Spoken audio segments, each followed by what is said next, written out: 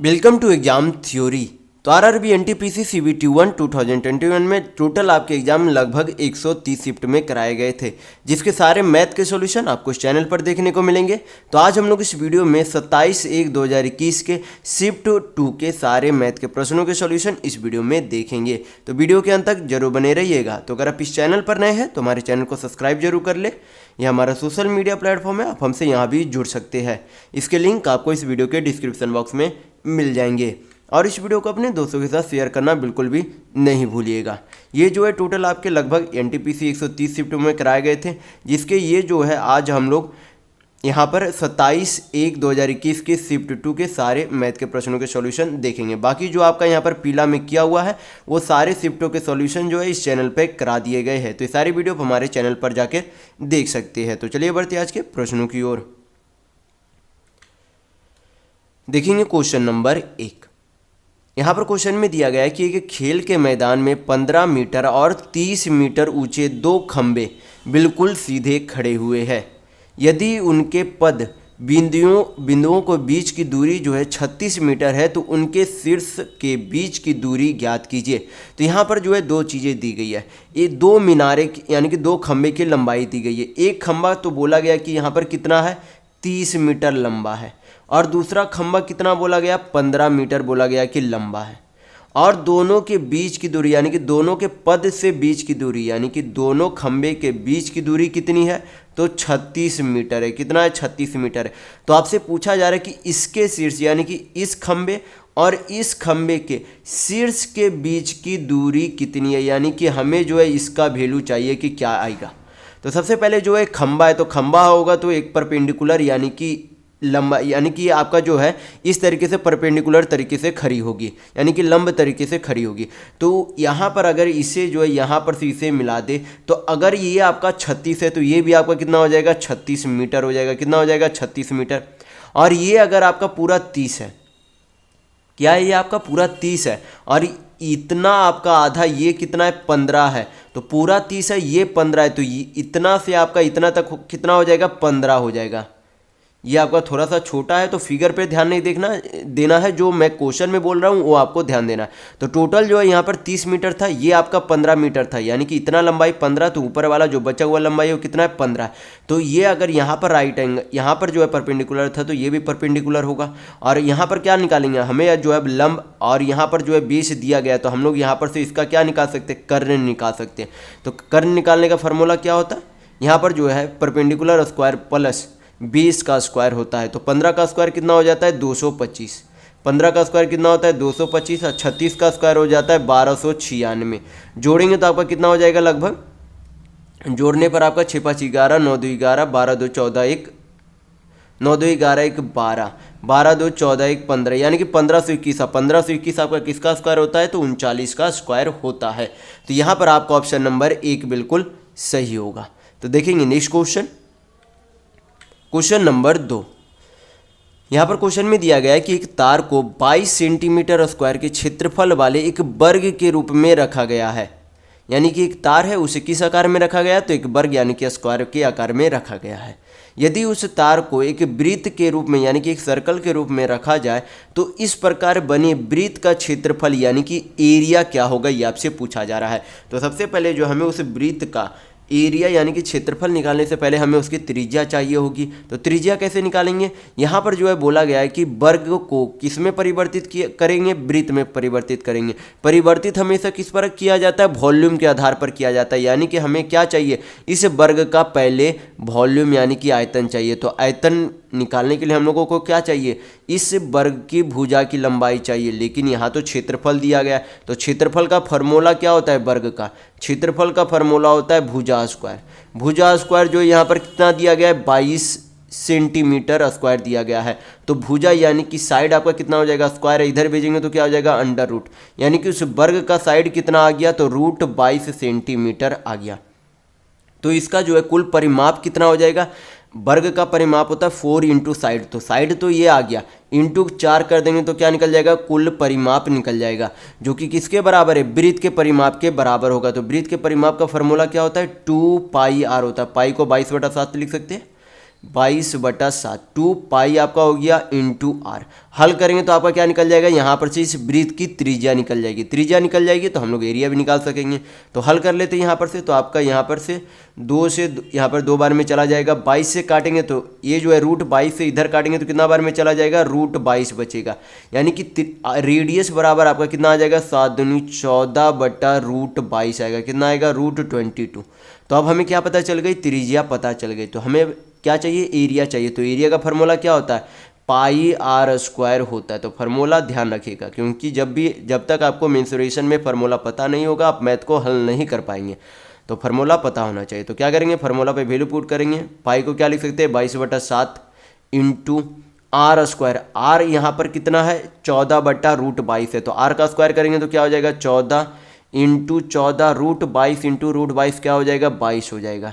तो 22 से 22 चला गया, 7 दूनी कितना हो जाएगा, 14, 14 दूनी आपका कितना हो जाता है, 28 सेंटीमीटर स्क्वायर क्या हो जाएगा। इस वृत्त का, जो कि वर्ग का आकार से वृत्त में बनाया गया उस तार को, उसका क्षेत्रफल होगा।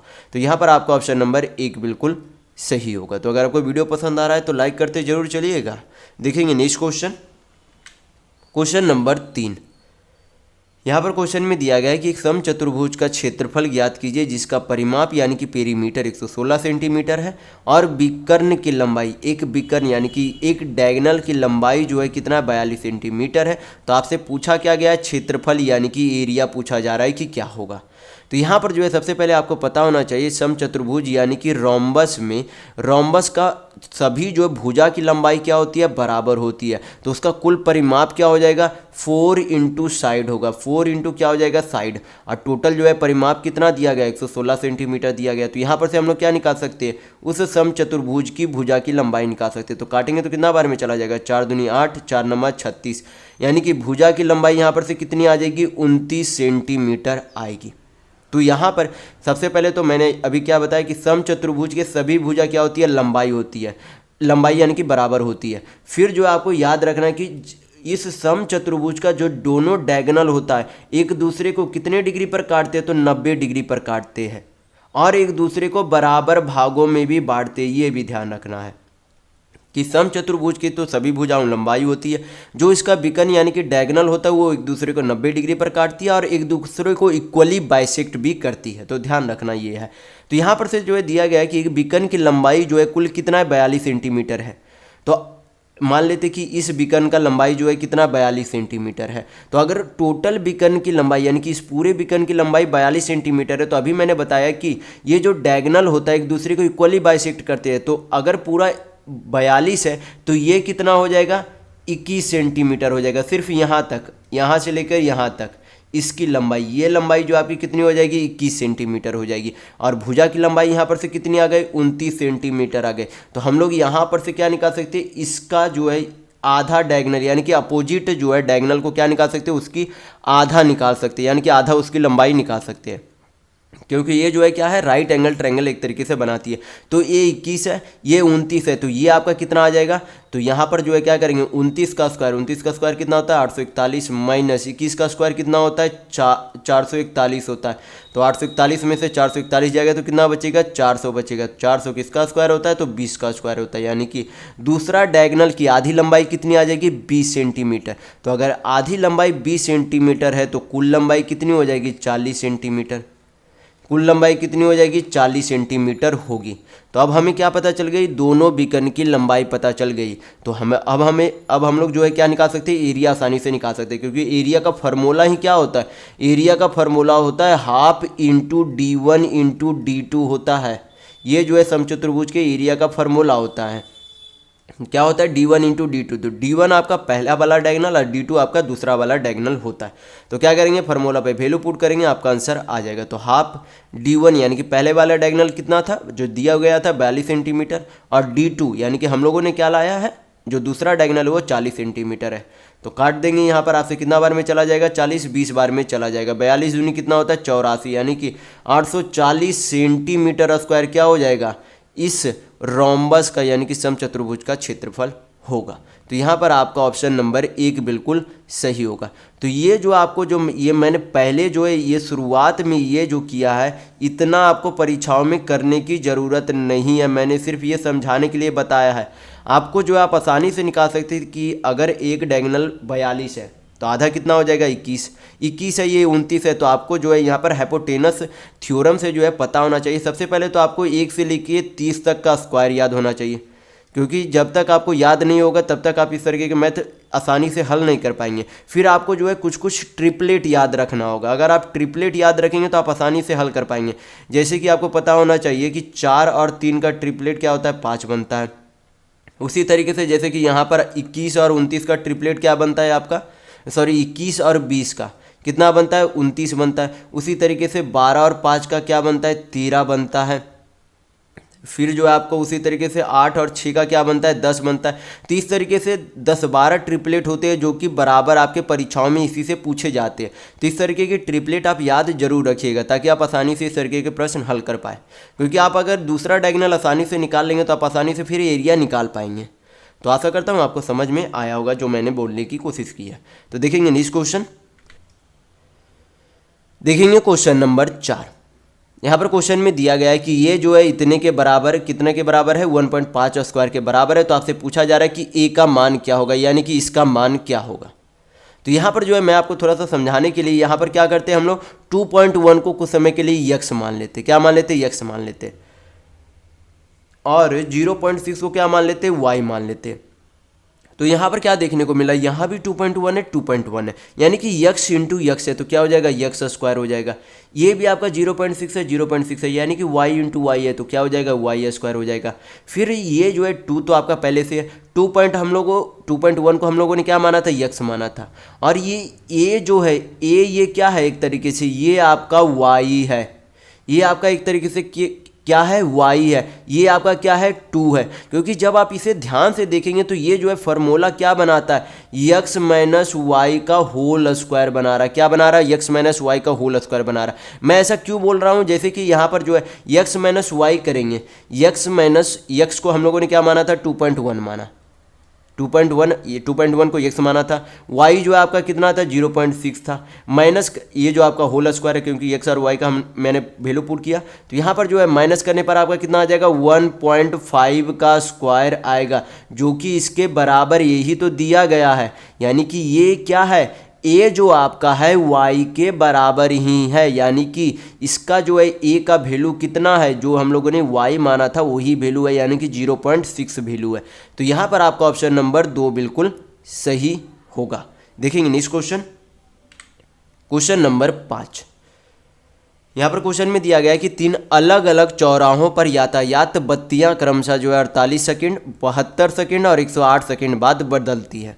यदि ये सभी बत्तियां 8:20 में एक साथ बदलती है तो ये फिर से दोबारा किस समय एक साथ बदलेगी।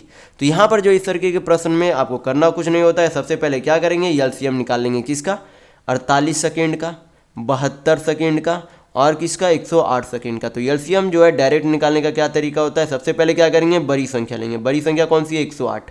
फिर देखेंगे 72 का, 72 जो है 108 में पहले से कौन सा फैक्टर इसमें है, पहले से इसमें मौजूद है, तो इसमें 36 मौजूद है। 108 में 36 पहले से मौजूद है, 36 इसमें भी है 72 में, तो 36 इसमें है तो पहले ले लिया गया 36, तो बचा क्या, 2 बचा, इंटू अब 48 में देखेंगे, 48 में 48 12 इसमें भी है, 12 इसमें भी है, तो 12 पहले से मौजूद हो गया, 2 इसमें है, 2 इसमें, यानी कि 12 दूनी 24 अभी तक अंदर हो चुका है, 2 अभी बाकी बचा हुआ है, तो 2 यहाँ पर लिख देंगे। गुना कर देंगे तो आपका क्या निकल जाएगा, एलसीएम निकल जाएगा। तो यहाँ पर आपका टोटल कितना हो जाएगा, गुना करेंगे तो 2 दूनी 4, 4 8 चौक 32, यानी कि 432 क्या हो जाएगा, सेकेंड हो जाएगा।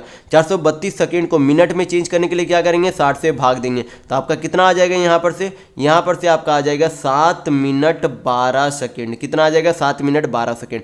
तो यहाँ पर बोला गया है कि सभी बत्तियाँ जो है 8:20 पर एक साथ बजती है, तो उसके क्या बोला गया कि उसके 7 मिनट 12 सेकेंड के बाद फिर से एक साथ बजेगी, यानी कि कितने बजे बजेगी, तो 8:20 है, उसके 7 मिनट बाद यानी कि 27वें मिनट और 12 सेकेंड पर बजेगी, तो 8:27 12 सेकेंड पे बजेगी। तो यहाँ पर आपका ऑप्शन नंबर 4 बिल्कुल सही होगा। देखेंगे नेक्स्ट क्वेश्चन, क्वेश्चन नंबर 6।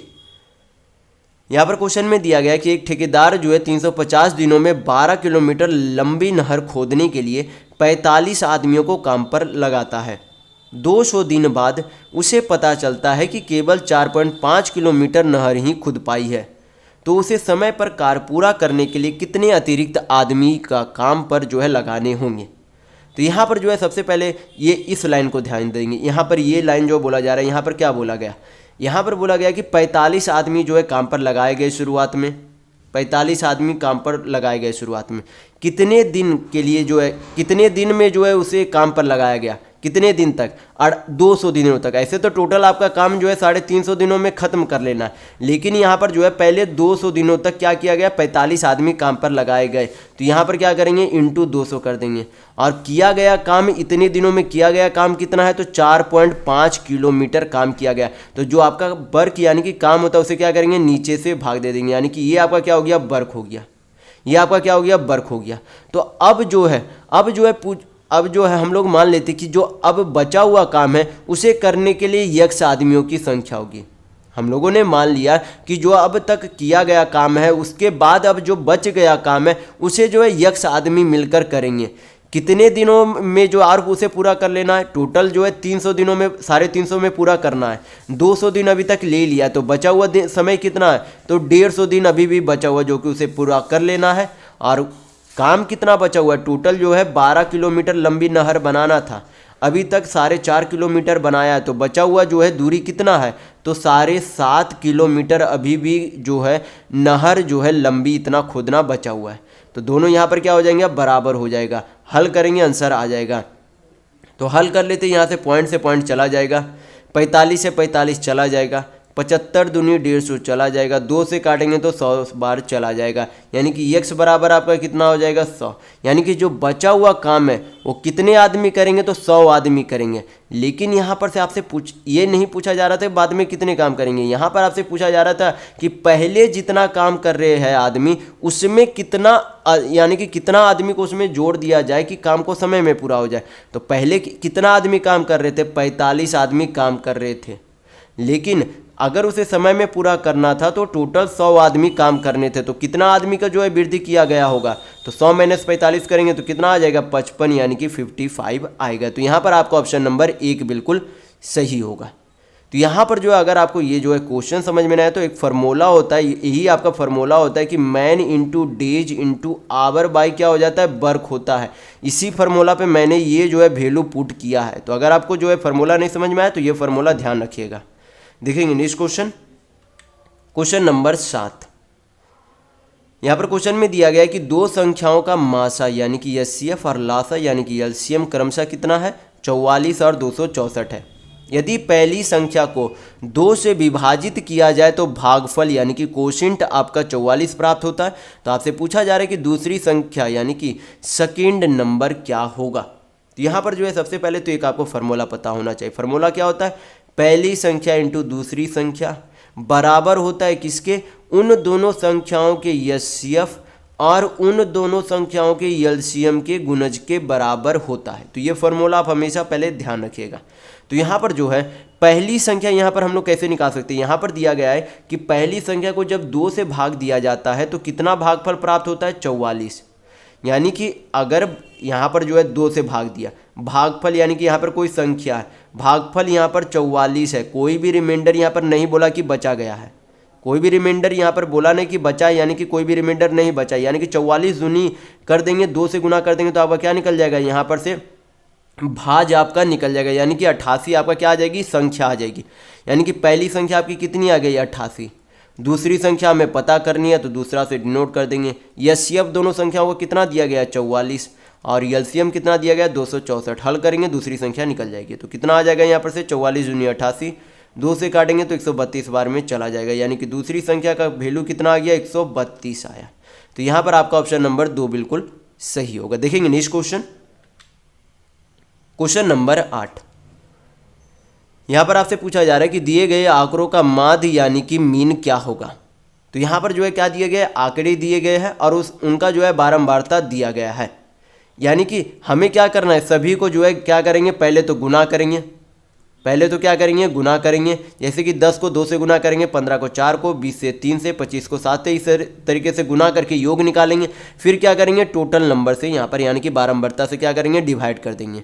तो पहले गुना करके सभी का योग निकाल लेते हो। तो आपका कितना आ जाएगा, 10 दूनी 20, 15 चौक 60, 20 तिया 60, 25 सत्ते 175, 30 छक 180 आपका, 40 तिया 120, 4 पचे 20, 5 पचे 25, 4 पचे 20, 5 पचे 25 यानी कि 4 पचे 20 225।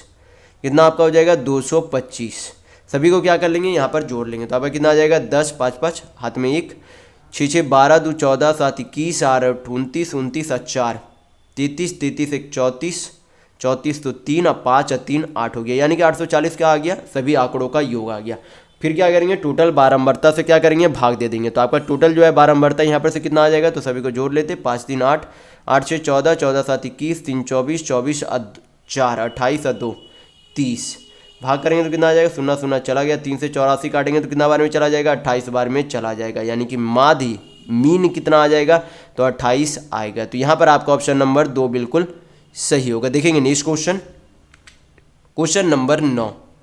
यहाँ पर क्वेश्चन में दिया गया कि किसी मीनार के पद बिंदु से जमीन पर 120 मीटर दूर स्थित बिंदु से मीनार का उन्नयन कोण 60 डिग्री है, तो मीनार की ऊंचाई ज्ञात कीजिए। यहाँ पर बोला क्या जा रहा है कि एक मीनार है, एक मीनार है, हम लोग मान लेते हैं कि एक मीनार है, ये आपका मीनार हो गया। इसके पद से, तो इसका पद ये है, इसके पद से जब 120 मीटर दूर जाता है, कितने दूर जाता है, 120 मीटर दूर जाता है, तो किसी बिंदु से जब 120 मीटर दूर गया तो उस बिंदु से उसका जो है उस मीनार का जो है ऊंचाई से जो है उन्नयन कोण कितना बनाता है, तो 60 डिग्री यानी कि 60 डिग्री बनाता है। तो आपसे क्या पूछा जा रहा है, इस मीनार की ऊंचाई यानी कि हाइट पूछी जा रही है कि क्या होगी। तो मैंने आपको बताया था कि 60 डिग्री के सामने वाला क्या बनाता है, √3 बनाता है, यानी कि इसकी जो है भुजा की लंबाई कितनी हो जाती है, √3 यूनिट के बराबर, और इधर जो आपका कितना हो जाएगा, 1 यूनिट के बराबर हो जाएगा। तो यहाँ पर अगर 1 यूनिट का वैल्यू 120 मीटर है तो √3 का वैल्यू कितना हो जाएगा, 120 √3 मीटर होगा, यानी कि इस मीनार की लंबाई कितनी आ जाएगी, 120 √3 मीटर। तो यहाँ पर आपका ऑप्शन नंबर 1 बिल्कुल सही होगा। देखेंगे नेक्स्ट क्वेश्चन, देखेंगे क्वेश्चन नंबर 10। यहाँ पर क्वेश्चन में दिया गया 54/9, 3×9/17 और 36/51 का एचसीएफ यानी कि महत्तम समावर्तक क्या होगा। तो सबसे पहले ये जो पूर्णांक में उसे क्या करेंगे, फ्रैक्शन में चेंज करेंगे। जैसे कि पहला अंक क्या था, 54/9, दूसरा आपका अंक हो जाएगा फ्रैक्शन में चेंज करेंगे तो 17 × 51 और 9 आपका कितना हो जाएगा, 60, 60/17, फिर आपका क्या हो जाएगा, 36/51 होगा।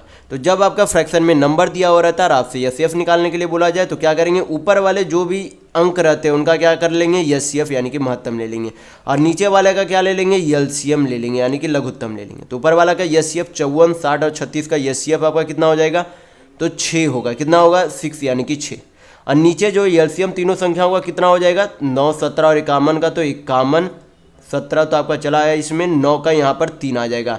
हल करेंगे तो आपका कितना आ जाएगा, 3 दूनी 6 यानी कि 2/51 आपका इसका आंसर आएगा, जो कि आपका यहाँ पर कोई भी ऑप्शन में नहीं है, यानी कि आपका ये जो है ऑप्शन एक तरीके से ऑप्शन में नहीं दिया गया है आंसर, लेकिन आपका आंसर क्या आएगा, 2/51 सही आंसर होगा। देखेंगे नेक्स्ट क्वेश्चन, क्वेश्चन नंबर 11।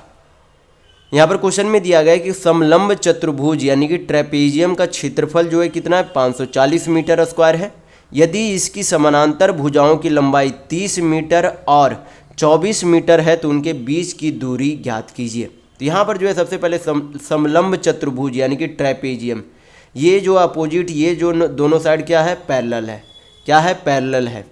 यहाँ पर जो है एक भुजा की यानी कि ये जो है ये आपका लंबी भुजा, तो ये कितनी है, 30 मीटर, ये आपकी कितनी है, 24 मीटर। आपसे पूछा क्या जा रहा है, इन दोनों भुजाओं के बीच की दूरी, यानी कि ये आपका लंबाई पूछा जा रहा है। तो यहाँ पर जो है सबसे पहले आपको क्या पता होना चाहिए कि समलंब चतुर्भुज का एरिया का फॉर्मूला क्या होता है।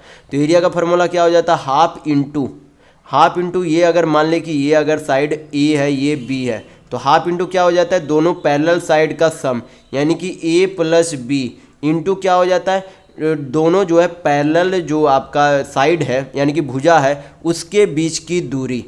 तो तो यहाँ पर क्या मान लेते हैं, इसे हाइट मान लेते हैं, यानी कि इंटू क्या हो जाता है, एच हो जाता है। तो ये आपका फार्मूला होता है, तो फार्मूला ध्यान रखिएगा। तो क्या करेंगे, वैल्यू पुट करेंगे यहाँ पर से, तो हाफ दोनों जो है पैरेलल साइड का योग कितना है, तो 30 और 24 यानी कि 54 है। हाइट हमें निकालना है तो इंटू एच। टोटल एरिया कितना दिया गया है, 540 दिया गया। हल करेंगे यानी कि इन दोनों के बीच की दूरी निकल जाएगी। तो हल कर लेते, 54 से काटेंगे 10 बार में चला जाएगा, यानी कि एच बराबर कितना आ जाएगा आपका 20 मीटर आएगा। यानी कि दोनों जो पैरेलल जो आपका भुजा है उसके बीच की दूरी कितनी है, 20 मीटर। तो यहाँ पर आपका ऑप्शन नंबर 2 बिल्कुल सही होगा। देखेंगे नेक्स्ट क्वेश्चन, क्वेश्चन नंबर 12। यहाँ पर क्वेश्चन में दिया गया है कि एक वर्गाकार भूखंड का क्षेत्रफल 11,025 मीटर स्क्वायर है। इस भूखंड के चारों ओर 85 रुपये प्रति मीटर की दर से तार लगाने की लागत क्या आएगी। तो यहाँ पर बोल रहा है जो 85 रुपये प्रति मीटर की दर से लगाना है, यानी कि इसके परिधि पर लगा रहा है, ना कि क्षेत्रफल पर। अगर आपसे क्षेत्रफल पर बोलता तो यहाँ पर 85 रुपये प्रति मीटर स्क्वायर हो जाता है, लेकिन यहाँ पर प्रति मीटर है, यानी कि आपके परिधि पर वो क्या कर रहा है, तार लगा रहा है। तो यहाँ पर जो है परिधि पर तार लगा रहा है, तो आपका यहाँ पर जो है सबसे पहले हमें क्या निकालना होगा, उस वर्ग का क्या निकालना होगा, परिधि यानी कि पेरीमीटर निकालना होगा। तो सबसे पेरीमीटर निकालने से पहले आपका भुजा की लंबाई चाहिए। तो वर्ग का जो है क्षेत्रफल का फार्मूला क्या होता है, भुजा का स्क्वायर यानी कि साइड स्क्वायर होता है। और टोटल जो है एरिया कितना दिया गया है, 11,025 मीटर स्क्वायर दिया गया। तो यहाँ पर से साइड आपका कितना आ जाएगा, 25 5, और यहाँ पर से आपका कितना हो जाएगा 10 × 100, यानी कि 105 मीटर ये क्या आ जाएगी, इस वर्गाकार भुजा की लंबाई आ जाएगी। अब हमें क्या चाहिए, इसका परिमाप चाहिए। तो परिमाप निकालने के लिए क्या करेंगे, क्योंकि वर्ग की सभी भुजा की लंबाई बराबर होती है। तो कितने भुजा होते हैं, 4 भुजा। तो कुल परिमाप निकालने के लिए 4 से गुना कर देंगे, तो कितना आपका आ जाएगा 420 आ जाएगा। कितना आ जाएगा 420। हमें कुल रुपया निकालना है, तो कुल परिमाप से क्या कर देंगे, गुना कर देंगे। हल करेंगे, आपका आंसर आ जाएगा। तो गुना कर लेते हैं यहाँ पर आपका, तो यहाँ पर से आपका गुना करेंगे 42 × 85, 5 दूनी 10, 5 चौक 20, 8 दूनी 16, 20 और 16 36 से 37, 3 8 चौक 32, 32 और 3 35, यानी कि कितना आपका आ जाएगा 3570 पे 1 सुना, यानी कि 35,700 रुपया टोटल जो है क्या होगा, लागत आएगा। तो यहाँ पर आपका ऑप्शन नंबर 4 बिल्कुल सही होगा। देखेंगे नेक्स्ट क्वेश्चन, देखेंगे क्वेश्चन नंबर 13। यहाँ पर क्वेश्चन में दिया गया है कि यदि ब्याज की दर पहले वर्ष के लिए 4% वार्षिक, दूसरे वर्ष के लिए 5% वार्षिक और तीसरे वर्ष के लिए 6% वार्षिक दर है, तो 25,000 रुपये की राशि पर 3 वर्षों का चक्रवृद्धि ब्याज यानी कि कंपाउंड इंटरेस्ट क्या होगा। तो हम लोग क्या करेंगे, इसे ट्री मेथड से बनाएंगे। अगर आपको ट्री मेथड से कंपाउंड इंटरेस्ट निकालने के लिए नहीं आता है तो मैंने एक कंपाउंड इंटरेस्ट का फुल फ्लेज वीडियो डाला है, वो वीडियो आप हमारे चैनल के प्लेलिस्ट में जाकर देख सकते हैं। मैंने वहाँ पर जो है रेशियो मेथड और ट्री मेथड काफ़ी बेहतर तरीके से बताया है।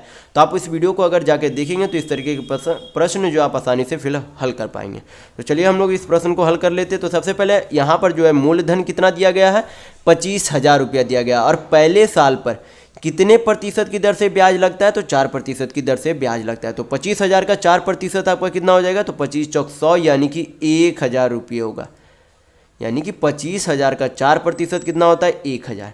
तो ये आपका क्या है, पहले साल का यानी कि फर्स्ट ईयर का आपका ये कंपाउंड इंटरेस्ट है। लेकिन अब जो है दूसरे साल में रेट क्या हो गया, बदल गया, यानी कि दर क्या हो गया, बदल गया। कितने की दर से अब ब्याज लग रहा है, 5% की दर से, यानी कि 25,000 का 5% कितना हो जाएगा, तो 25 × 5 = 125 यानी कि 1250 रुपये होगा। फिर जो है लेकिन चक्रवृद्धि ब्याज में क्या होता है, ब्याज पर भी ब्याज लगता है, यानी कि ये जो पिछले साल में 1,000 रुपये ब्याज लगा उस पर भी अब क्या लगेगा, 5% का ब्याज लगेगा। तो 1,000 का 5% कितना होता है, तो 50 रुपये होता है। कितना होता है, 50 रुपये होता है। फिर जो है ये आपका क्या है, दूसरे साल का चक्रवृद्धि ब्याज हो गया। फिर हमें क्या चाहिए, हमें जो है कुल 3 साल का चक्रवृद्धि ब्याज चाहिए। तो तीसरे साल में अब जो है दर कितना हो जाएगा, 6% का दर लगेगा। तो 25,000 का 6% कितना होता है, तो 25,000 का आपका 6% हो जाता है 25 × 150 यानी कि 1,500 रुपये। कितना हो जाता है, 1,500 रुपये। और ये जो 1,000 और 1,250 रुपये जो चक्रवृद्धि ब्याज लगा उस पर भी अब क्या तीसरे साल में ब्याज लगेगा। तो टोटल यहाँ पर आपका कितना हो जाता है, 2,250 रुपये। 2,250 का कितना, 6% हमें चाहिए। तो यहाँ पर निकाल लेते हैं, 2,250 का 6% कितना हो जाएगा, 003 आपका 5 5 चौक 20, 5 पचे 25, तो 45 दिया आपका हो जाएगा, 4 तिया 12, 5 तिया 15, यानी कि 135 रुपये। कितना? 135 रुपये। और ये जो आपका 50% ब्याज लगा उस पर भी अब क्या लगेगा? तीसरे साल में ब्याज लगेगा। तो 50 रुपये का आपका 6% कितना हो जाता है? तो 30 आपका 6% और 3 रुपया होता है। कितना होता है? 3 रुपया होता है। सभी को जोड़ देंगे तो आपका क्या निकल जाएगा? कंपाउंड इंटरेस्ट यानी कि चक्रवृद्धि ब्याज निकल जाएगा। तो सभी को जोड़ लेते हैं, यहाँ पर आपका कितना आ जाएगा? 5 0 5 2 7 3 यानी कि 3750 प्लस 13 5 18 यानी कि 185 प्लस 3 जोड़ने पर आपका कितना आ जाएगा? तो आपका 5 3 8, फिर आपका यहाँ पर 8 5 13, 1 7 1 8 1 9 2 1 3, सॉरी 3, हाँ सही है। आपका यहाँ पर कितना आ जाएगा? 3, यानी कि 3 9 3 8, ये आपका क्या है? चक्रवृद्धि ब्याज यानी कि कंपाउंड इंटरेस्ट है। तो यहाँ पर आपका ऑप्शन नंबर 4 बिल्कुल सही होगा। देखेंगे नेक्स्ट क्वेश्चन, क्वेश्चन नंबर 14।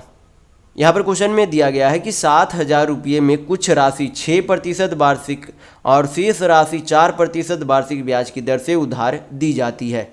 यदि 7,000 रुपये की कुल राशि पर 5 वर्ष के लिए कुल साधारण ब्याज 1,600 रुपये था, तो 6% की वार्षिक ब्याज की दर पर उधार ली गई राशि ज्ञात कीजिए।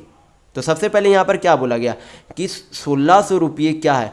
5 साल का साधारण ब्याज है। तो 1 साल का साधारण ब्याज निकालने के लिए क्या करेंगे? 1,600 को 5 से भाग कर देंगे, क्योंकि हमें क्या चाहिए? रेट चाहिए कि ओवरऑल 1 साल में कितना प्रतिशत ब्याज लगता है वो हमें चाहिए। तो सबसे पहले हम लोग निकालेंगे कि ओवरऑल 1 साल में कितना रुपये ब्याज मिलता है। तो 1,600 टोटल ब्याज मिलता है कुल 5 सालों में, 5 से भाग करेंगे तो कितना आ जाएगा? 5 तिया 15, 5 दूनी 10, यानी कि 320 रुपये 1 साल में ब्याज मिलता है।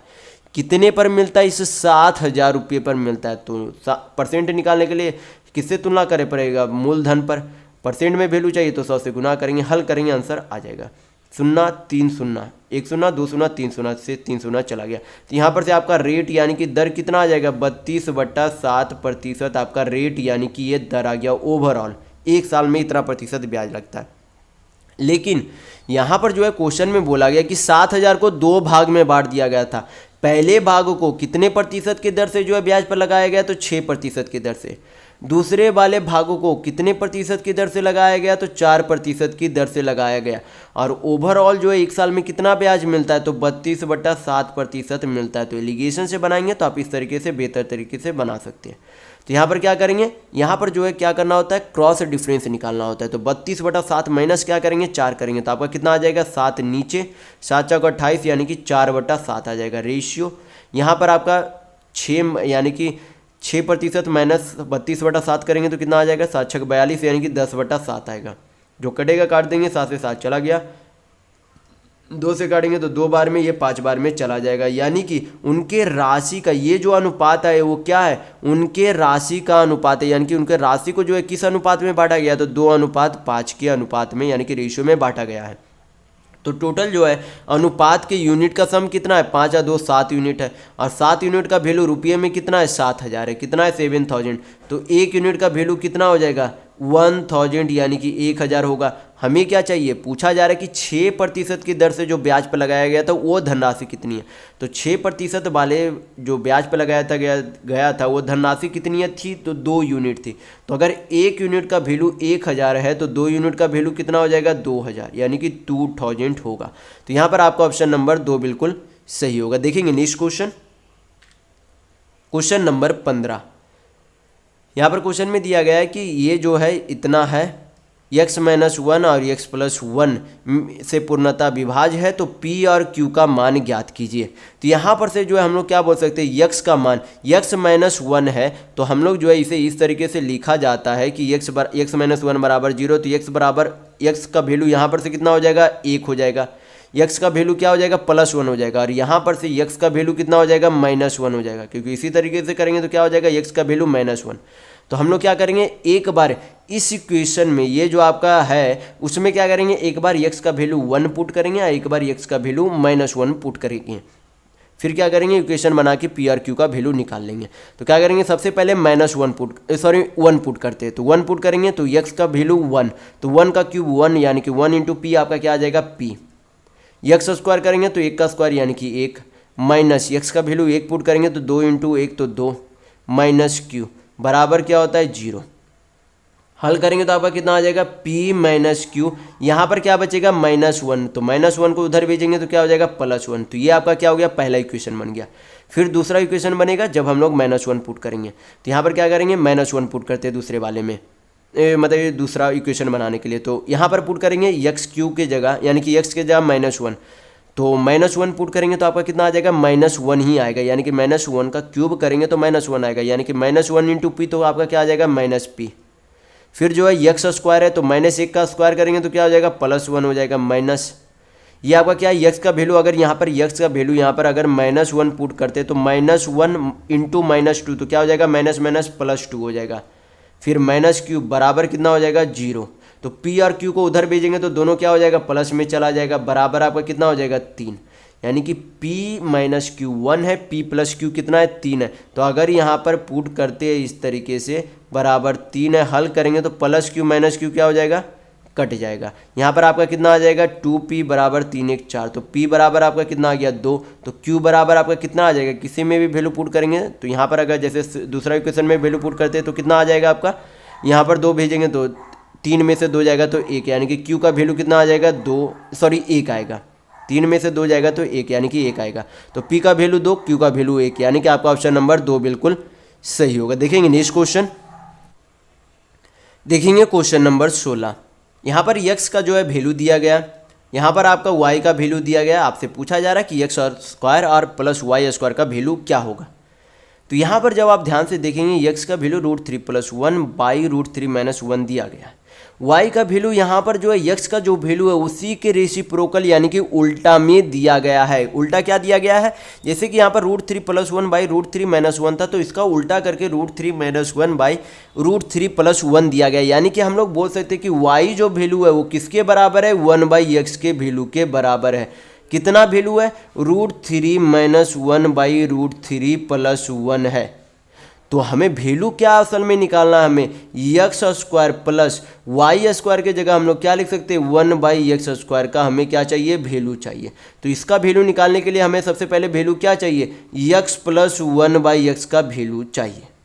तो x है, x + 1/x का जो है यहाँ पर अंक दिया गया है। वैल्यू निकालने के लिए क्या करेंगे, यहाँ पर जो है x का वैल्यू क्या है √3 + 1 बाई √3 - 1 प्लस आपका कितना हो जाएगा √3 - 1 बाई √3 + 1 हो जाएगा। हल करेंगे तो आपका कितना आ जाएगा, नीचे तो आपका a - b a + b है, मैंने फार्मूला बताया था कि क्या होता है a + b a - b होता है a² - b स्क्वायर, यानी कि √3 3 प्लस माइनस 1 हो जाएगा। ऊपर करेंगे तो होल स्क्वायर आपका कितना आ जाएगा 3 1 4 4 4 8। यहाँ पर जो है मैंने यहाँ पर जो है एलसीएम लेके इस तरीके से जोड़ रहा हूँ, तो यहाँ पर जो है कितना आ जाएगा, यहाँ पर करेंगे थोड़ा सा और, मैं यहाँ पर थोड़ा सा और आपको एक स्टेप बढ़ा के बता देता हूँ ताकि आपको समझ में आ जाए।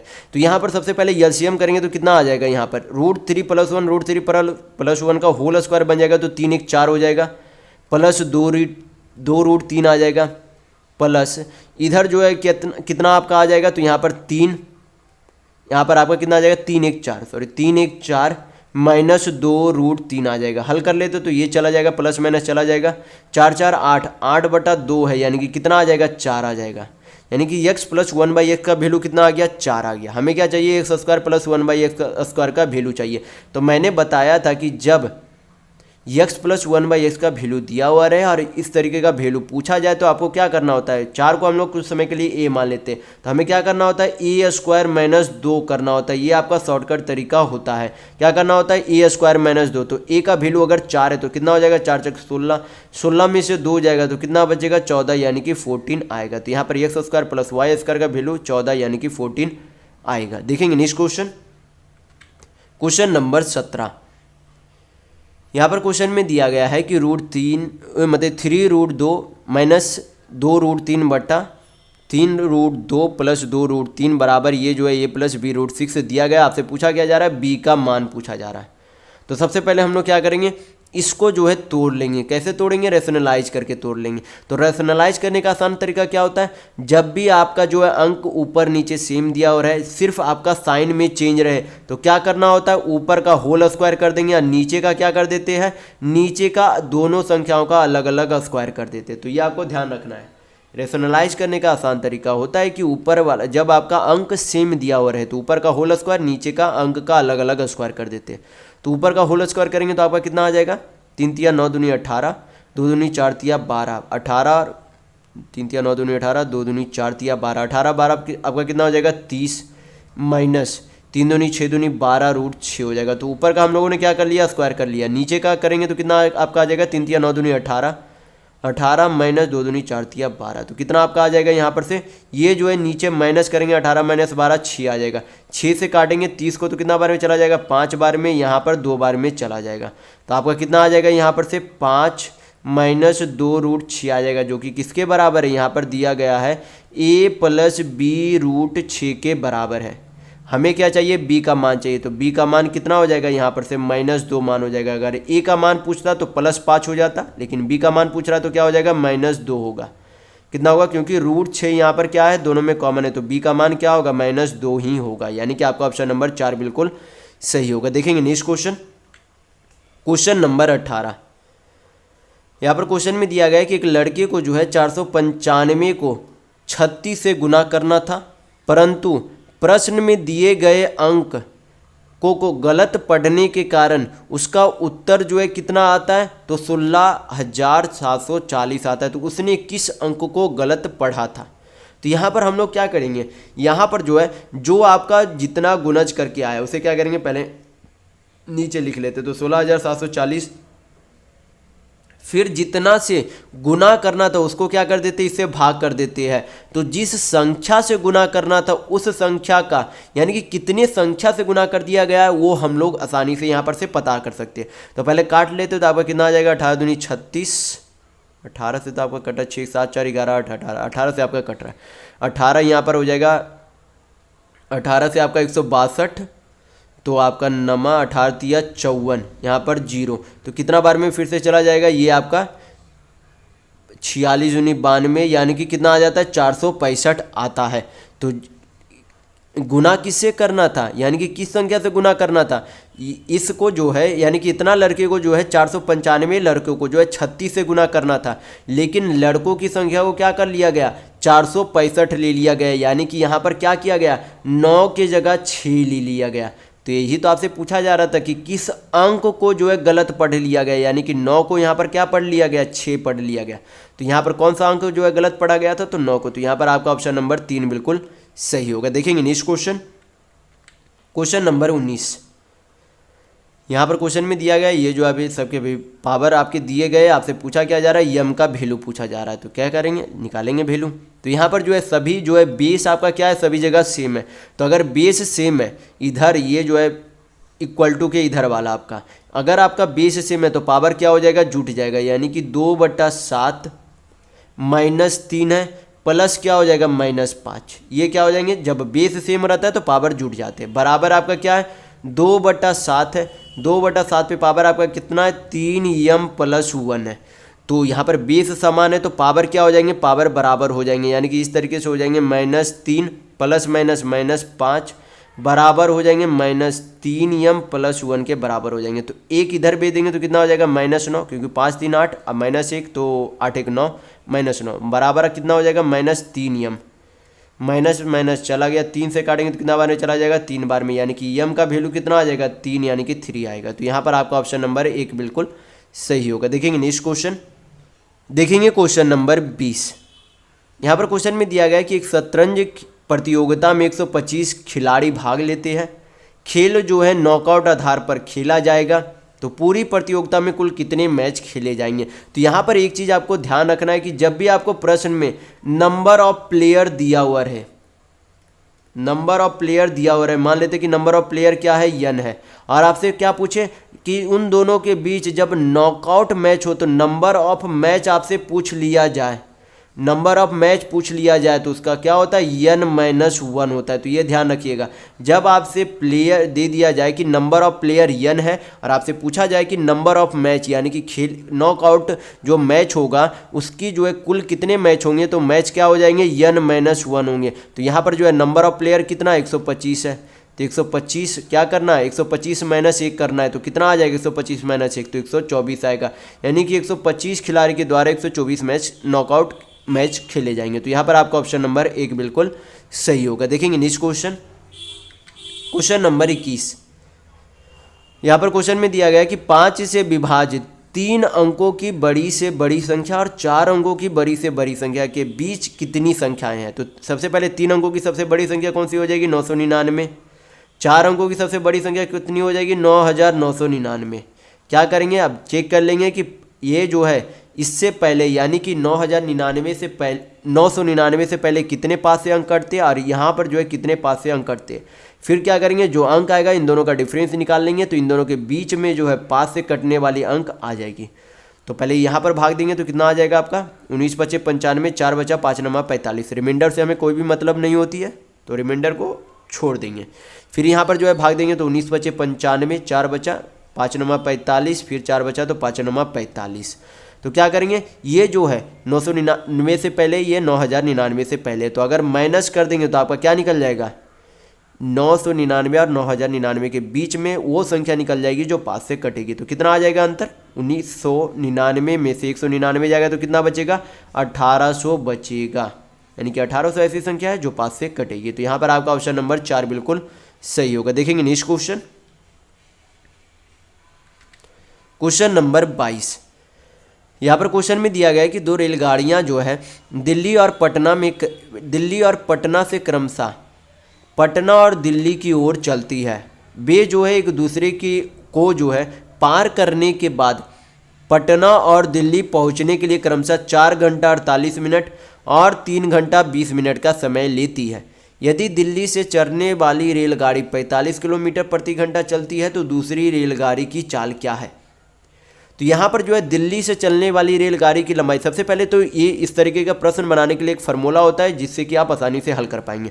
तो सबसे पहले जो है क्या हो जाता है, पहले वाले ट्रेन की चाल यानी कि यश1, पहले वाले ट्रेन की चाल यश2 हो जाता है, और टाइम क्या हो जाता है, √T2/T1 हो जाता है।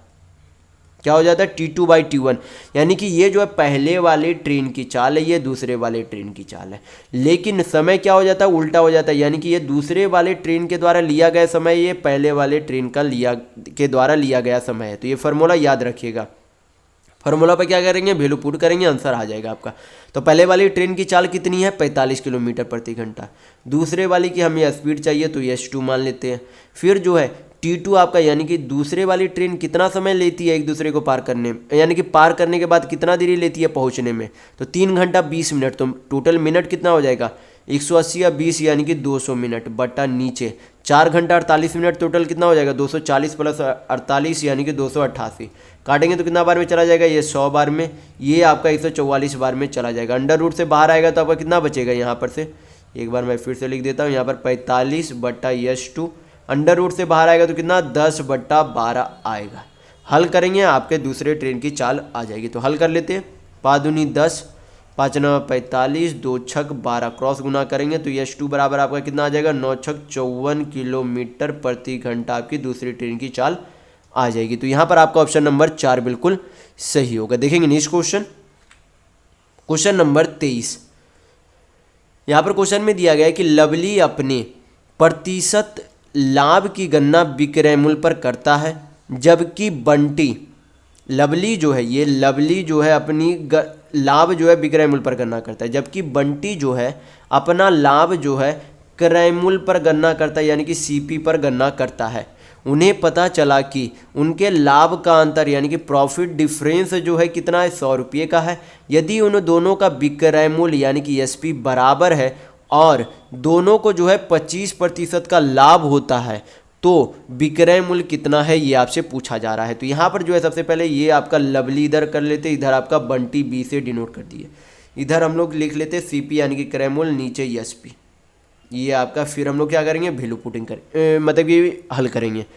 तो यहाँ पर जो है सबसे पहले बोला गया कि लवली को भी क्या होता है, 25% का लाभ होता है, लेकिन इसका जो लाभ है किस पर है, विक्रय मूल्य पर लाभ है। लवली का जो लाभ है कितना है, 25% है, लेकिन इसका जो लाभ है विक्रय मूल्य पर है। तो 25% का फ्रैक्शन वैल्यू कितना होगा, 1/4, यानी कि 1 यूनिट प्रॉफिट है और ये 4 यूनिट क्या है, SP यानी कि विक्रय मूल्य है। तो 4 यूनिट विक्रय मूल्य है, और अगर 1 यूनिट क्या है, प्रॉफिट है, 1 यूनिट प्रॉफिट है, तो CP कितना रहा होगा, 4 में बेचा है 1 यूनिट का प्रॉफिट हुआ, यानी कि क्रय मूल्य उसका कितना रहा होगा 3 यूनिट, क्योंकि 4 महीने से एक जाएगा तो कितना बचेगा 3 बचेगा। फिर जो है दूसरे में बोला गया कि यहाँ पर जो है बंटी को भी अब क्या हो रहा है 25% का ही लाभ हो रहा है, लेकिन उसे क्रय मूल्य पर लाभ हो रहा है। तो 25% का फ्रैक्शन वैल्यू कितना होगा 1/4 ही होगा। लेकिन बंटी के लिए ये 1 यूनिट तो प्रॉफिट रहेगा, लेकिन ये 4 यूनिट बंटी के लिए ये क्या बन गया सीपी बन गया, क्योंकि इसके लाभ की गणना क्रय मूल्य पर की जा रही थी। तो इसके लिए 4 यूनिट क्या है बंटी का सीपी यानी कि क्रय मूल्य है। अब प्रॉफिट कितना हो रहा है 1 यूनिट का प्रॉफिट हो रहा है। तो 4 का सामान 1 यूनिट के लाभ में बेचा, तो बेच कितने में दिया 5 यूनिट में बेच दिया। तो यहाँ पर फिर बोला गया है कि दोनों का विक्रय मूल्य यानी कि एसपी क्या है समान है। तो एसपी तो हमें यहाँ पर दोनों में यूनिट अलग अलग देखने को मिल रहा है। तो एसपी समान करने के लिए क्या करेंगे 4 को इसके वाले रेशियो में गुना कर देंगे। तो 4 को क्या करेंगे यहाँ भी गुना करेंगे, 4 को यहाँ भी गुना करेंगे, और 5 को क्या करेंगे 5 को यहाँ भी गुना करेंगे, 5 को यहाँ भी गुना करेंगे। तो यहाँ पर से जो आपका प्रॉफिट कितना आ जाएगा, प्रॉफिट अब आपका जो है आ जाएगा 5 या 15 का सामान 20 में बेचा गया। तो कितने का प्रॉफिट हो रहा है 5 यूनिट का।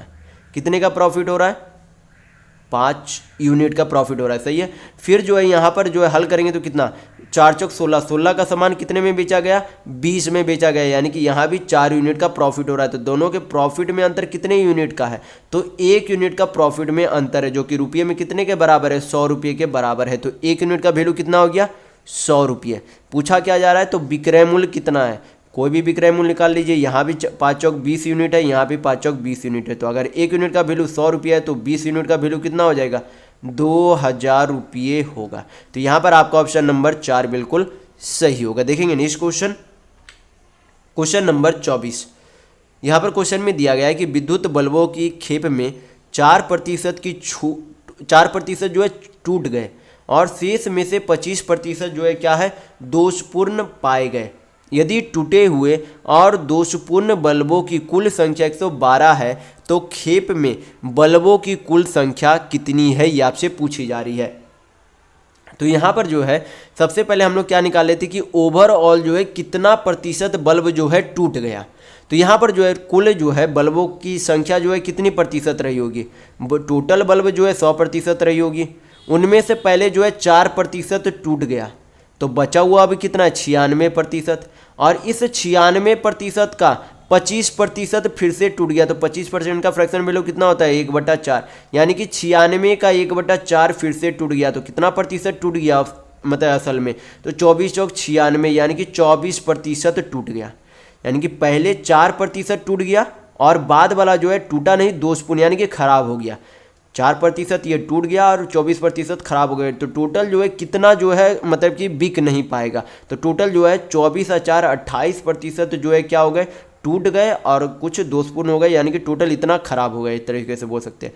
और संख्या में जो है कितना दिया गया 28% का वैल्यू 112 दिया गया। कितना दिया गया 112। तो हल करेंगे तो कितना आ जाएगा 28 चौक 112, यानी कि 1% का वैल्यू कितना है 4 बल्ब के बराबर है। तो हमें क्या चाहिए टोटल बल्ब यानी कि 100% का वैल्यू चाहिए। तो अगर 1% का वैल्यू 4 बल्ब के बराबर है तो 100% का वैल्यू कितना हो जाएगा 400। नहीं आप जानते तो इस तरीके से दोनों तरफ 100 से गुना कर देंगे, आपका आ जाएगा 100%। 4 दहें 400, सॉरी 4 × 100, 4 दहें 4 × 100 यानी कि 400। तो यहाँ पर आपका ऑप्शन नंबर 2 बिल्कुल सही होगा। देखेंगे नेक्स्ट क्वेश्चन, क्वेश्चन नंबर 25। यहाँ पर क्वेश्चन में दिया गया है कि यदि 9x 49 समान अनुपात है तो x का मान क्या है। तो यहाँ पर जो इस तरीके से इसे जो है बनाया जाता है, जैसे कि आपका इस तरीके से आपसे बोला जा रहा है कि इस तरीके से है x/49 में इस तरीके से आपका समान अनुपात में। तो इसे बनाया किस तरीके से जाता है इस तरीके से 9x को 9/x लिख सकते हैं, समान अनुपात को यहाँ पर बराबर का साइन x/49 को x/49 लिख सकते हैं। क्रॉस गुना कर देंगे तो आपका कितना आ जाएगा इधर से इससे इससे इससे गुना करेंगे तो x × x आपका कितना आ जाएगा x² बराबर कितना आपका हो जाएगा 9 × 49 हो जाएगा। स्क्वायर हटाएंगे तो इधर क्या चला जाएगा अंडर रूट में चला जाएगा, कितना चला जाएगा अंडर रूट में। तो कितना आ जाएगा आपका वैल्यू 9 बाहर निकलेगा तो 3 आएगा, 49 बाहर निकलेगा तो 7 बाहर आएगा, तो 7 3 आपका कितना हो जाता है 21 आएगा। x का वैल्यू कितना आएगा 21 यानी कि 21 आएगा। x का वैल्यू ही तो हमें चाहिए था, तो कितना आएगा 21। तो यहाँ पर आपका ऑप्शन नंबर 2 बिल्कुल सही होगा। देखेंगे नेक्स्ट क्वेश्चन, देखेंगे क्वेश्चन नंबर 26। यहाँ पर क्वेश्चन में दिया गया है कि एक आदमी जो है 1350 रुपये में 2 मेज खरीदता है, उसे एक मेज को बेचने पर 6% की हानि होती है और दूसरे मेज को जो है बेचने पर 7.5% का लाभ यानी कि प्रॉफिट होता है। कुल मिलाकर उसे ना तो लाभ होता है और ना ही हानि होती है, ना तो हानि और ना ही लाभ होता है। तो दोनों मेजों के क्रय मूल्य यानी कि सीपी का अंतर यानी कि डिफरेंस कितना है, ये आपसे पूछा जा रहा है। तो यहाँ पर जब ये जो आप इस लाइन को पढ़ेंगे तो यहाँ पर हमें देखने को मिल रहा है कि मान लेते पहले वाले जो है मेज का जो है क्रय मूल्य ये है, हम लोगों ने मान लिया कि पहले वाले मेज का क्रय मूल्य ये है, उसे जो है क्या किया गया 6% के हानि पर बेचा गया। तो अगर क्रय मूल्य ये है तो उसका 6% हानि अगर हमें रुपये में चाहिए तो क्या करेंगे, इसका 6% निकाल लेंगे। तो ये क्या निकल गया, लॉस निकल गया रुपये में, क्या निकल गया, लॉस निकल गया। फिर जो है दूसरे वाले मेज का ये मान लेते कि क्रय मूल्य है, उसे जो है क्या किया गया 7.5% के लाभ पर बेचा गया, यानी कि कितने में बेचा गया, तो 7 दूनी 14 15/2% के लाभ पर बेचा गया। तो इधर आपका प्रॉफिट है, इधर आपका लॉस है।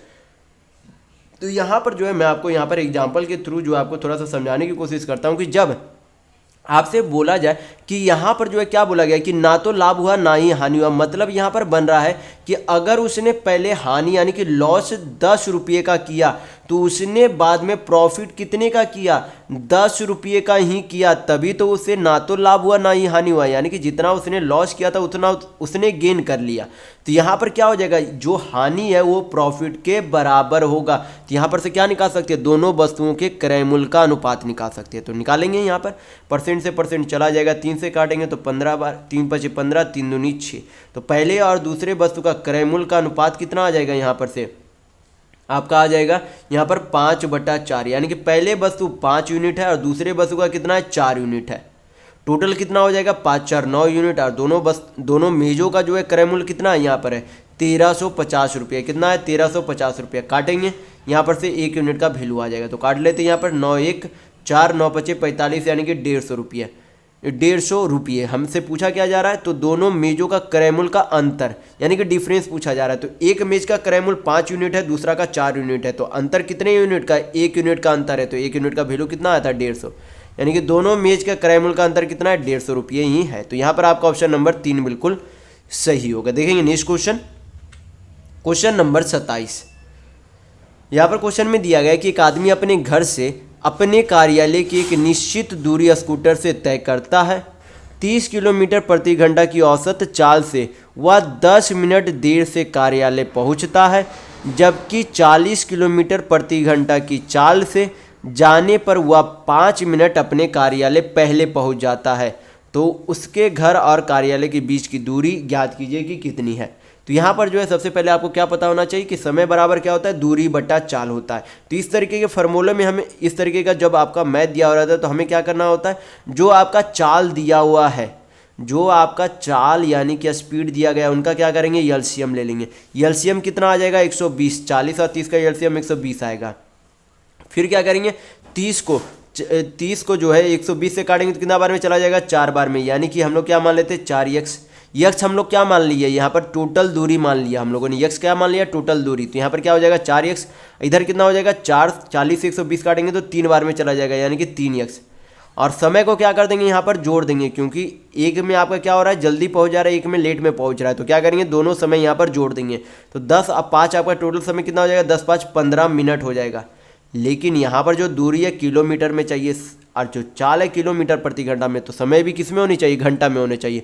तो मिनट को घंटा में चेंज करने के लिए क्या करेंगे 60 से भाग कर देंगे, हल करेंगे, यक्स का जो वैल्यू आएगा वही आपका क्या होगा दूरी होगा। तो हल कर लेते, कितना आएगा 60 दूनी 120, आपका यहाँ पर से यक्स बराबर कितना आ जाएगा 15 दूनी 30 किलोमीटर आएगा। तो यहाँ पर आपका ऑप्शन नंबर 1 बिल्कुल सही होगा। देखेंगे नेक्स्ट क्वेश्चन, क्वेश्चन नंबर 28। ये आपका सिंपल सा जो है सिंप्लीफाई करना इसे है, हल करेंगे आंसर आ जाएगा। 81 किसका स्क्वायर होता है 9 का। 0.81 किसका वैल्यू होगा 0.9 का। 0.0081 किसका वैल्यू होगा तो 0.09 का वैल्यू होगा। इनटू आपका क्या है ये 10,000 है, 10,000 का रूट से बाहर आएगा तो कितना आएगा 100 आएगा। जोड़ेंगे अंदर वाले को तो आपका यहाँ पर से कितना आ जाएगा, यहाँ पर से आपका आ जाएगा 9.99, 9 पॉइंट क्या आ जाएगा 99 इंटू 100, यानी कि 100 करेंगे तो आपका कितना आ जाएगा 9.99 इंटू 100 करेंगे तो कितना आ जाएगा 999 आएगा। तो यहाँ पर आपका ऑप्शन नंबर 2 बिल्कुल सही होगा। देखेंगे नेक्स्ट क्वेश्चन, क्वेश्चन नंबर 29, यहाँ पर क्वेश्चन में दिया गया है कि जिस समय जो है 8 मीटर ऊंचे पेड़ की छाया की लंबाई 14 मीटर होती है, जिस समय 8 मीटर जो है ऊंचा पेड़ है उसकी छाया की लंबाई 14 मीटर होती है, तब उसी समय जो है बिजली की खंभे की छाया की लंबाई अगर 28 मीटर है तो खंभे की लंबाई यानी कि ऊंचाई कितनी होगी। तो यहाँ पर क्या दिया गया कि 14 मीटर परछाई कब बनता है, जब उसकी 8 मीटर ऊंचाई होती है, यानी कि हाइट उसकी 8 मीटर होती है, तब उसका जो है आपका शैडो जो है 14 मीटर का बनता है। तो अगर 1 मीटर का शैडो बराबर कितना हो जाएगा, 8/14 मीटर होगा। कितना होगा, 8/14 मीटर। हमें क्या चाहिए, 28 मीटर के परछाई का लंबाई चाहिए। तो क्या करेंगे, अगर 1 मीटर परछाई की लंबाई बराबर कितना, 8/14 मीटर, तो 28 मीटर परछाई की लंबाई निकालने के लिए क्या करेंगे, 28 से गुना कर देंगे। हल करेंगे, आपका आंसर आ जाएगा। कितना आ जाएगा, 14 दूनी 28, 8 दूनी कितना हो जाएगा, 16 मीटर होगा। तो यहाँ पर आपका ऑप्शन नंबर 2 बिल्कुल सही होगा। देखेंगे नेक्स्ट क्वेश्चन, क्वेश्चन नंबर 30। यहाँ पर अब क्वेश्चन में दिया गया है कि यदि एक लिफाफा बनाने के लिए 18 सेंटीमीटर इंटू 12 सेंटीमीटर के आकार वाले कागज़ की आवश्यकता होती है, तो 72 सेंटीमीटर इंटू 48 सेंटीमीटर के आकार वाले कागज़ की शीटों को कितने लिफाफे बनाए जा सकते हैं। यानी कि इतने वाले लंबे कागज़ का प्रयोग करके इतने लंबे वाले कागज़ों की कितनी संख्या बनाई जा सकती है। तो क्या करेंगे, इसके गुना से इसको भाग कर देंगे, यानी कि 72 इंटू 48 को किससे भाग कर देंगे, 18 इंटू 12 से भाग कर देंगे, तो आपकी संख्या निकल जाएगी जो कि लिफाफा बनाया जाएगा। तो हल कर लेते हैं, 18 चौक 72, 12 चौक 48, 4 चौक कितना होता है, 16, यानी कि टोटल 16 लिफाफे बनाए जाएंगे। तो यहाँ पर आपका ऑप्शन नंबर 3 बिल्कुल सही होगा। देखेंगे नेक्स्ट क्वेश्चन, क्वेश्चन नंबर 31।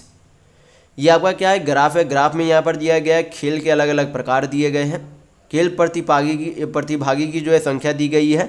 यहाँ पर जो है बताया गया कि कुल जो है कितने प्रतिशत पुरुष है, कितने प्रतिशत महिलाएं हैं जो कि सभी खेल खेलते हैं, और उनमें से बताया गया है कि जितने खेलते हैं उनमें से चयन कितने होते हैं पुरुष, और कितने महिलाएं चयन उन टोटल महिलाओं से किया जाता है, उनका प्रतिशत दिया गया। तो देखेंगे क्वेश्चन में पूछा क्या जा रहा है। यहाँ पर आपसे क्वेश्चन में पूछा जा रहा है कि फुटबॉल के लिए कितनी महिलाओं को चयनित किया गया है। तो फुटबॉल जो है टोटल कितने खेलते हैं, ये वॉलीबॉल आपका है, फुटबॉल आपका यहाँ पर 500 है, ये जो आपका 500, ये आपका वॉलीबॉल है, ये नहीं लेना है। फुटबॉल कितने लोग खेलते हैं, तो 500 लोग खेलते हैं। कितने लोग, 500। 500 में से कितना प्रतिशत महिलाएं हैं, तो 20% महिलाएं हैं। तो 500 का 20% यानी कि 20/100, 500 का 20% महिलाएं हैं। फिर इन टोटल महिलाओं में से कितना प्रतिशत चयन किया जाता है, तो केवल टोटल महिलाओं में से 10% चयन किया जाता है। तो इसका 10% निकाल लेंगे, हल करेंगे, आपका आंसर आ जाएगा 2 शून्य 2 शून्य चला गया, 1 शून्य 2 शून्य, 2 शून्य से 2 शून्य चला गया, आपका कितना आ जाएगा, 5 दूनी 10। यानी कि कुल महिलाओं में टोटल जो है फुटबॉल खेलने वाले महिलाओं में से 10 ऐसे महिलाएं हैं जिनको चयन किया जाता है। तो यहाँ पर आपका ऑप्शन नंबर 3 बिल्कुल सही होगा। देखेंगे नेक्स्ट क्वेश्चन, क्वेश्चन नंबर 32। ये भी आपका वही वाला ग्राफ है। तो देखेंगे क्वेश्चन में पूछा क्या जा रहा है। क्वेश्चन में पूछा जा रहा है कि बास्केटबॉल के लिए चयनित पुरुष प्रतिभागियों, चयनित पुरुष, बास्केटबॉल आपका यहाँ पर बास्केटबॉल ये आपका है, बास्केटबॉल में चयनित पुरुष प्रतिभागियों का, तो पुरुष चयनित और पुरुष प्रतिभागियों का, और तैराकी के लिए, तैराकी ये आपका 350, तैराकी के लिए चयनित जो है पुरुष, तैराकी के लिए चयनित पुरुष प्रतिभागियों का जो अनुपात कितना है, चयनित पुरुष प्रतिभागियों, तो चयनित जो आपका ये 10% है। तो हम लोग क्या करेंगे, यहाँ पर रेशियो इसका निकालेंगे। जैसे कि बास्केटबॉल जो है कितना खेलते हैं, 380, उसका जो है कितना प्रतिशत चुनाते हैं, तो 50%, मतलब कितना जो है उसमें से पुरुष है, 50% पुरुष है, और चयन कितना होते हैं कुल में से 20%। रेशियो, फिर रेशियो हमें चाहिए किससे, तैराकी वाले से। तो तैराकी जो है कितनी है, 350 है, यानी कि 350 है। उनमें से जो है पुरुष कितने हैं, तो 40% पुरुष है, और जो है चयन कितने होते हैं, तो कुल 10% चयन होते हैं कुल पुरुषों में से। तो क्या करेंगे, परसेंट तो सब चला जाएगा, पहले हल कर लेंगे। यहाँ पर आपका 1 शून्य 2 शून्य 3 शून्य, इधर से भी 1 शून्य 2 शून्य 3 शून्य चला गया। फिर आपका यहाँ पर से काटेंगे तो 5 7 35, फिर यहाँ पर से आपका 2 से काटेंगे तो 2 दूनी 4 हो जाएगा, इधर काटेंगे तो आपका 19 बार में चला जाएगा, यानी कि इधर कितना बचा 19 बचा, इधर कितना बचा 7 बचा, यानी कि आपका कितना आ जाएगा 19:7 आएगा। तो बाकी आपके जो है पहले से पूरा जो है नंबर निकालने की ज़रूरत नहीं है, रेशियो में चाहिए तो रेशियो में उसी तरीके से वैल्यू पुट करते जाएंगे, बाकी काट देंगे, आपका आंसर आ जाएगा। तो यहाँ पर आपका ऑप्शन नंबर 3 बिल्कुल सही होगा। देखेंगे नेक्स्ट क्वेश्चन, क्वेश्चन नंबर 33। ये भी आपका क्या है, वही वाला ग्राफ है। तो क्या करेंगे, क्वेश्चन पे देखेंगे पूछा क्या जा रहा है। क्वेश्चन में यहाँ पर पूछा जा रहा है आपसे कि वॉलीबॉल की महिला प्रतियोगिताओं की कुल संख्या, वॉलीबॉल की जो है यहाँ पर टोटल जो है कुल संख्या कितनी है, महिलाओं की 700 है, सॉरी टोटल यहाँ पर प्रतिभागियों की संख्या 700 है, उनमें से जो है महिलाएं कितनी है 70% है, यानी कि 700 का 70% कितना हो जाएगा, 700 का 70% 490 होगा, कितना होगा 490। फिर आगे बोला गया कि क्रिकेट के पुरुष प्रतिभागियों की कुल संख्या की लगभग जो है कितना प्रतिशत है। तो सबसे पहले क्या निकालेंगे, क्रिकेट के पुरुष प्रतिभाग थे, तो क्रिकेट कितना खेलते हैं 1020, कितना खेलते हैं 1020, उनमें से जो है पुरुष कितना प्रतिशत है तो 60% है, तो इसका 60% निकालेंगे तो कितना बार में चला जाएगा, 2 शून्य तो चला जाएगा, पहले आपका 6 से गुना करेंगे तो 6 दूनी 12, यानी कि टोटल जो है 612 लोग ऐसे हैं जो कि क्रिकेट खेलते हैं। तो यहाँ पर आपसे पूछा जा रहा है कि 490 जो है 612 का कितना प्रतिशत है, तो क्या करेंगे निकाल लेंगे, और जो आपका आंसर आएगा वो लगभग यानी कि अप्रॉक्स में वैल्यू आएगा, आपका एक्यूरेट वैल्यू नहीं आएगा।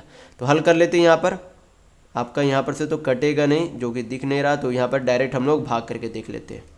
तो यहाँ पर आपका 8 बार में ही लगाते हैं, आपका कितना बार में चला जाएगा 12 × 96 और 8 × 6 = 48, यानी कि यहाँ पर आपका कितना बच जाएगा, यहाँ पर तो आपका 4 48 896, यानी कि यहाँ पर आपका सिर्फ 4 बचेगा, यानी कि 40, तो ये कितना हो जाएगा लगभग 80% होगा। तो यहाँ पर आपका ऑप्शन नंबर 4 बिल्कुल सही होगा। देखेंगे नेक्स्ट क्वेश्चन, क्वेश्चन नंबर 34। ये आपका क्या है, ग्राफ का क्वेश्चन है, वही वाले ग्राफ है। तो देखेंगे क्वेश्चन में पूछा क्या जा रहा है। क्वेश्चन में पूछा जा रहा है कि यदि 9000 खिलाड़ियों ने क्रिकेट में भाग लिया था, यानी कि ये जो अब संख्या नहीं चाहिए, यहाँ पर अलग से संख्या दी गई है कि क्रिकेट खेलने वाले कितने खिलाड़ी है, टोटल जो है 900 खिलाड़ी ने भाग लिया, और 800 जो है वॉलीबॉल, ये भी जो है वॉलीबॉल जो कि 700 पहले खेले थे उनसे अब कोई भी मतलब नहीं है, क्योंकि नया यहाँ पर खिलाड़ी यहाँ पर शामिल किया गया। तो 8000 जो है क्या खेलते हैं, वॉलीबॉल खेलते हैं। तालिका में दिए गए प्रतिशत का उपयोग करते हुए क्रिकेट और वॉलीबॉल के लिए चयनित महिला प्रतियोगिताओं का अनुपात कितना है, ये आपसे पूछा जा रहा है। तो सबसे पहले बोला गया कि 9000 क्या खेलते हैं, क्रिकेट खेलते हैं, कितना खेलते हैं 9000 क्रिकेट खेलते हैं, और उनमें से 9000 में से प्रतिशत जो है, नंबर हमें जो है इनका इस्तेमाल नहीं करना है, लेकिन जो परसेंट है वो इसी ग्राफ का इस्तेमाल करना है। तो 9000 में से कितना प्रतिशत जो है क्रिकेट खेलते हैं महिलाएं, तो महिलाएं 40% खेलती है, कितना 40%, और उनमें से चयन कितना होता है, तो 8% का चयन होता है। रेशियो में वैल्यू चाहिए तो रेशियो पुट कर देंगे। फिर जो है वॉलीबॉल कितने लोग खेलते हैं, तो 8000, और उनमें से जो है महिलाएं कितनी है, तो 70% क्या है महिलाएं हैं, तो 70% इंटू चयन कितना होते हैं उनमें से, तो 12% चयन होते हैं। अब क्या करेंगे, हल करेंगे, परसेंट तो आपका पहले ही सब चला जाएगा, क्योंकि इधर भी 2% है, इधर भी 2% है, कट जाएगा, 3 शून्य 3 शून्य चला गया, 1 शून्य 1 शून्य यहाँ पर से आपका चला जाएगा, 8 से 8 चला गया, फिर आपका यहाँ पर से 4 तिया 12 चला जाएगा, यहाँ पर से 3 तिया 9 चला गया, यानी कि आपका अनुपात कितना आ गया, तो 3:7, यानी कि 3:7 आएगा। तो यहाँ पर आपका ऑप्शन नंबर 4 बिल्कुल सही होगा, ऑप्शन नंबर 4, ये आपका ऑप्शन नंबर 4। तो आपको जो है इस तरीके के ग्राफ में जो आपको पूरा हल करने की ज़रूरत नहीं है, जब आपसे रेशियो में बैठाया जाए तो जिस तरीके से बैठाने के लिए बोला उस तरीके से पुट करते हुए चले जाए, ये नहीं कि आप अंक निकालना शुरू कर दें। अंक निकालेंगे तो काफ़ी आपका लंबा चला जाएगा ये ग्राफ, तो इस तरीके से बनाएंगे तो आप काफ़ी आसानी से बना सकते हैं। तो इस वीडियो में बस इतना ही। अगर आपको वीडियो पसंद आया तो लाइक कीजिएगा, नए हैं तो चैनल को सब्सक्राइब जरूर कर लीजिएगा। ये हमारा सोशल मीडिया प्लेटफॉर्म है, आप हमसे यहाँ भी जुड़ सकते हैं। इसके लिंक आपको इस वीडियो के डिस्क्रिप्शन बॉक्स में मिल जाएंगे, और इस वीडियो को अपने दोस्तों के साथ शेयर करना बिल्कुल भी नहीं भूलिएगा, ताकि उन्हें भी इस वीडियो से लाभ मिल सके। तो इस वीडियो में बस इतना ही, मिलते हैं अगले वीडियो में, तब तक के लिए धन्यवाद।